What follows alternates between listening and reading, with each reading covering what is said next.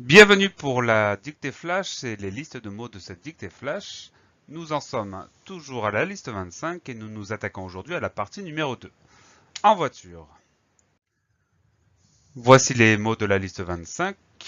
Préhistorique, nomade, plus, campement, abri, grotte, pêche, chasse, cueillette, paroi, rupestre et mammouth. Nous nous attaquons à la deuxième moitié des mots. Les voilà qui s'affichent. Nous allons commencer comme d'habitude par les étudier un par un. Commençons donc par le premier mot de cette liste. Il s'agit du mot pêche. Alors le mot pêche, on va faire simplement attention à l'accent circonflexe sur le E. Ensuite, le son ch s'écrit ch. Et sinon, il n'y a rien d'autre de particulier. Il s'agit d'un nom féminin. On dira une pêche ou la pêche. C'est le cas la plupart du temps. On va mettre un S pour le mettre au pluriel. On dira des pêches avec un S à la fin. Le deuxième mot de notre liste, c'est le mot chasse. Donc là aussi, il y a le son ch qui s'écrit ch. On n'oublie pas les deux S pour obtenir le son s. Il s'agit également d'un nom féminin. On dira une chasse ou bien la chasse. Et comme c'est le cas encore une fois la plupart du temps, on mettra un S pour obtenir le pluriel. On dira des chasses avec un S à la fin. Le mot qui suit, c'est le mot cueillette. Alors là, il y a plein de particularités orthographiques. Il va falloir faire très attention. On va essayer de le photographier dans sa tête parce que c'est pas évident du tout. Donc la première syllabe, ça s'écrit C-U-E-I-2-L. Cueille. Donc C-U-E-I-2-L. Là, il faut essayer de le voir dans sa tête, de le prendre en photo pour le retenir. La dernière syllabe, elle est plus simple. On a E de TE pour avoir le son et. Donc cueillette, on le photographie, schlack, et on essaye de retenir son orthographe. Il s'agit également d'un nom féminin. On dira la cueillette ou une cueillette. Et pour le pluriel, pas de problème. On ajoute simplement un S pour dire des cueillettes. On ajoute un S à la fin. Le mot suivant est beaucoup plus facile. Il s'agit du mot paroi qui s'écrit exactement comme il se prononce avec un O et un I pour avoir le son OA, mais ça c'est pas une surprise, et aucune lettre à la fin. C'est un nom féminin, on dira une paroi ou la paroi, et encore une fois on mettra un S pour obtenir le pluriel, on dira des parois, avec un S à la fin. Le mot suivant est assez rare, c'est le mot rupestre. Alors c'est un mot qui désigne le fait qu'on fasse quelque chose sur une paroi. Donc en fait, pour faire simple, il s'agit durant la préhistoire de peintures rupestres, c'est-à-dire de peintures qui sont faites sur les murs de la grotte, sur les parois de la grotte.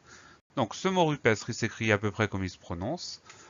Pour obtenir le son E de rupestre, on ne met pas d'accent du tout sur le E, tout simplement parce que derrière ce E, nous avons deux consonnes qui se suivent, même trois, le S, le T et le R, donc on obtient le son E sans l'ajout d'un quelconque accent sur le E. C'est un adjectif qualificatif, ça veut dire qu'on va se demander comment est-il, il est rupestre. Même si c'est un mot qu'on connaît pas beaucoup parce qu'il est très rare, c'est bien un adjectif, il est rupestre. Le féminin, ça donne rien de particulier, c'est exactement le même mot.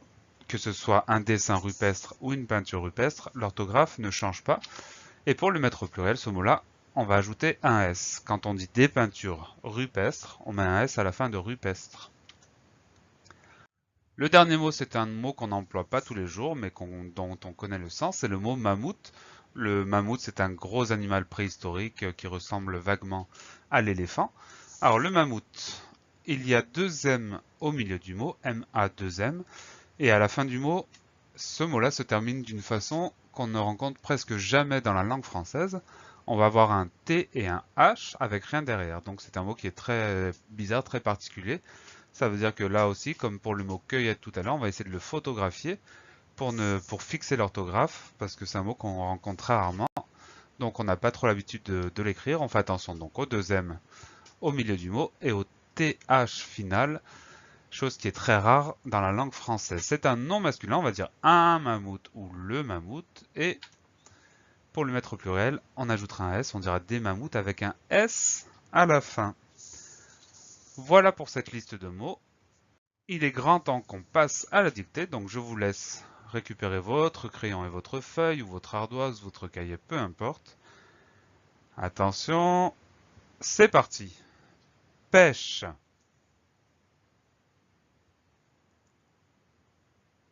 Pêche.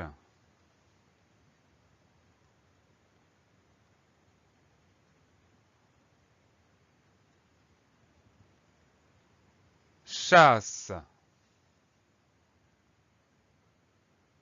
Chasse.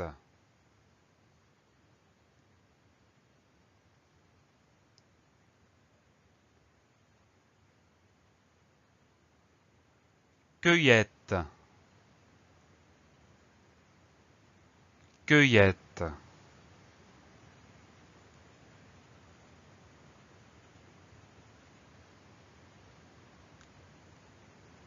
Paroi.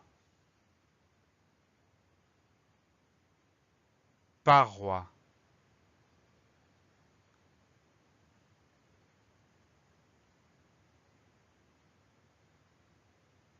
Rupestre. Rupestre.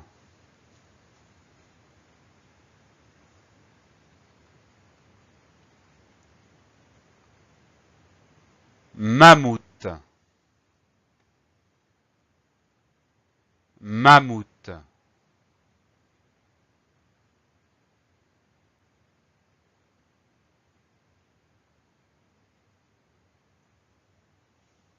Nous en avons à présent terminé pour la dictée de la deuxième partie des mots de la liste 25.